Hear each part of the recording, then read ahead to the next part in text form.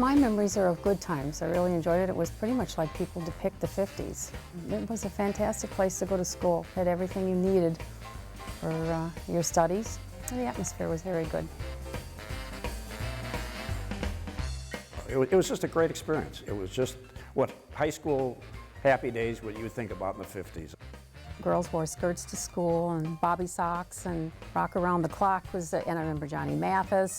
We had the typical homecoming, the parade through town, and all that type of stuff that was a part of the high school experience.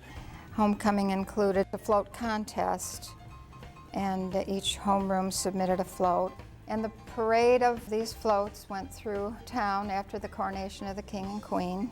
It brought out most of the town, and the town was only small at that time, so everybody probably knew everybody. When I moved out here, we moved out here, there was only 5,000 people in town. So your parades and homecoming parades, everything, I think everybody showed up for those. It seemed like everybody in town. There was a definite community involvement. The post-war baby boom was in full swing, and Arlington Heights began seeing substantial growth in its size and population. Still, the town somehow managed to retain its friendly, small community atmosphere. It was so different as far as traffic, for instance. My grandparents are buried out at Memory Gardens on Euclid, and we used to take flowers out to the grave in the 40s, and we would pull the wagon down Euclid, and my brother and I would just follow the tar lines on the road. We just walked in the road.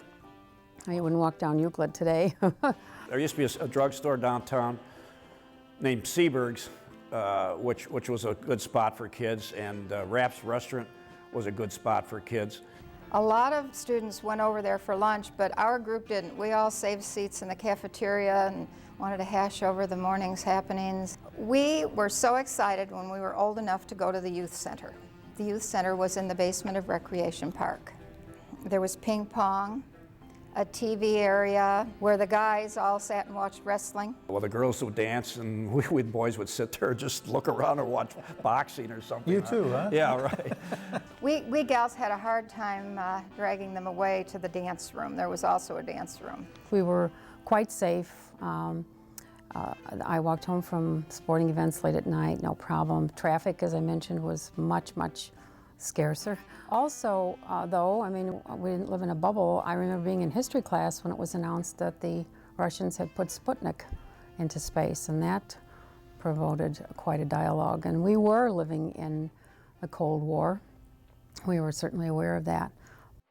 As in many small American towns in the 1950s, the drama which played out at Friday night football games made Arlington's grandstand a popular place for fans of all ages. Well, this was the place to come and watch football. There were others around, but we moved here in the early 50s, and so when you were old enough to come, you know, approaching 9 or 10 years old, well, you came here on a Friday night to watch football because it was a community school. If you lived in Arlington Heights, Arlington High School was your school. That's where you were going to go to high school, and so best that you go and see those guys play. The football games were fabulous. Lots of fun in the stands. I really enjoyed that. And of course, in the winter and the basketball season, we were in the pep club and screamed our lungs out. As Arlington's athletic program grew in size and importance, the school's facilities needed updating, and construction on a new gym was completed in 1952. To see that gym built when I came as a freshman, it was just incredible, because now we look at it, we were talking about before, it's state of the art. The anticipation was something. I mean, we out at noon we'd go out there and watch another brick go up or another this go up, and it was really exciting. You couldn't believe that this school could have a gym like that. Further expansion to the building came in 1956 with the complete teardown of the original 1922 front entrance. The new wing at Circle Drive included the 356-seat Little Theater, larger classrooms, and a new library. In 1956, the Arlington Heights High School was also officially renamed Arlington High School. When I graduated from 8th grade in '55, they were putting on that new front addition. Somewhere we have pictures. There was a big Circle Drive, so that south facade was taken down for the new addition. From the east or west, you can still see the older section, and that's nice. But that's still visible. They didn't engulf it completely. I was pleased that I was going to be at the same section my mother was in. The middle section remained, the old section was still there. And then of course the new part was spectacular. The library was so bright and so forth, and I thought they did a nice job of tying them together. As the student population continued to grow, District 214 expanded accordingly. Prospect High School opened in 1957 and was initially considered an extension campus of Arlington High, with classes split between the two buildings through 1960. Though Arlington High School was no longer the sole learning destination for the district students, the stately and distinctive old building set it apart from its newly built sister school. I liked the quaintness of the old section, the transoms above the door and the old rooms. This looks like a school. You drive by this school and this looks like a high school.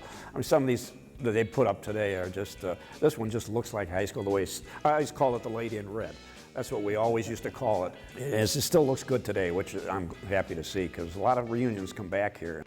Just as Arlington's spirit remains strong among alumni, school reunions are particularly important to students who attended in the 1950s. Jack Whistler began organizing reunions in the mid-60s.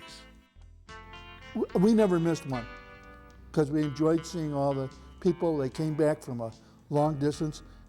Every 5-10 years, the reunion group would meet over at the house. Well, for a class of 600 plus, it was amazing to me, the warmth and the camaraderie when we got together after 20 years. And we just knew something special was happening and we didn't want that to stop. There was a nice nucleus of people from my class that just kept the ball rolling, and we had a wonderful time at our 40th. And we have someone in our class who compiled a directory after our 40th reunion. That's fantastic. We just celebrated our 50th high school reunion, and we had 250 people there. I hope that the class of '84, Mr. Sullivan, will take that and run with it right till there isn't anyone left. Hail the class of '53. We are ever loyal to thee. And when our boys are fighting for victory, we will cheer loud and clear, rah, rah, rah, for the class of '53.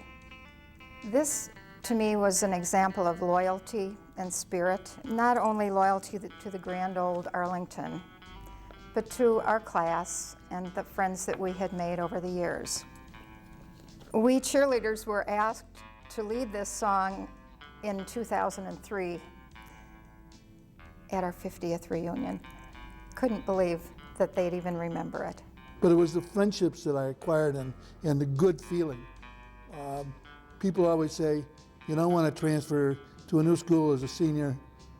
I had a great experience. Couldn't have been better.